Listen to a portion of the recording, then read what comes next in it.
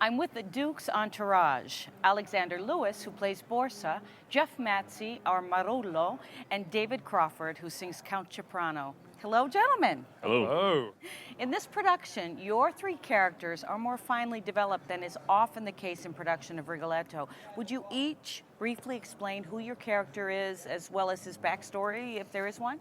well, I'm Borsa. I'm one of his henchmen, obviously. But it's loosely based on a cross between Peter Lawford, given my accent, and also I think I dance more than these guys, so a little bit of Sammy Davis Jr. thrown in I can't wait as to well. see that. Okay. And then I'm Marullo, and I'm sort of a representation of Dean Martin, back to my variety hour years.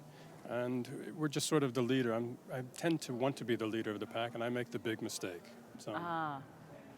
And Ciprano is part of the pack, but also not part of the pack. So we based him a little bit loosely on Sam Giancana, who was a mob figure in Las Vegas at the time, who was well in with the Rat Pack, but at the same time he's kind of off because the Duke is trying to seduce his wife. How did you each work with Michael Mare to give your character his own look and identity? Initially, it was sort of just a lot of fun. We had the first week of rehearsals back in January. We all just had a really good time together with Jelko, because he's just a great clown. And then we realized we needed to be a little nastier to him. So Michael just sort of chatted to us a little bit about, our intentions behind certain things, what we truly feel about him, which, he's part of us. But we like having a little bit of fun, and ultimately we don't like him very much. He also let us experiment and play. And he said, look, I need you to be this way or this way, Right. be a little angrier here, nicer here, and just do what you feel works. And we became such good, as Alex would say, mates, that we just had a good time just sort of playing all Yeah, night. it's good to have some people to play off of that, just like to try new things and see where you can take it and where you can't take it. And I love that Michael Mayer gave you real people to play, people that are existed in history.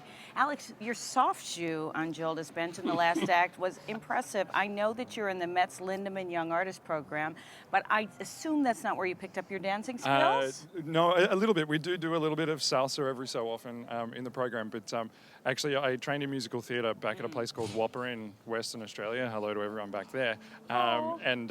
And so I did sort of song and dance, jazz, tap, and ballet for 3 years there, and a little bit professionally in musical theatre as well. So. Oh, I did the same thing, and now I try not to fall too much. It didn't really work for me. David, the choreographer, Stephen Hodgett, has you doing some stylized movements, and tell us how that contributes to your onstage actions. Well, I just have to go and kind of be around it because of the fact that everybody's doing these movements, and we're kind of stepped off from some of it because, it's just kind of a, part in, part out world. So it's very interesting to be a part of that. Alex, Jeff, and David, I know you have to take your places on stage, so thank you so much. Thank you so very much. And now I'm going to speak with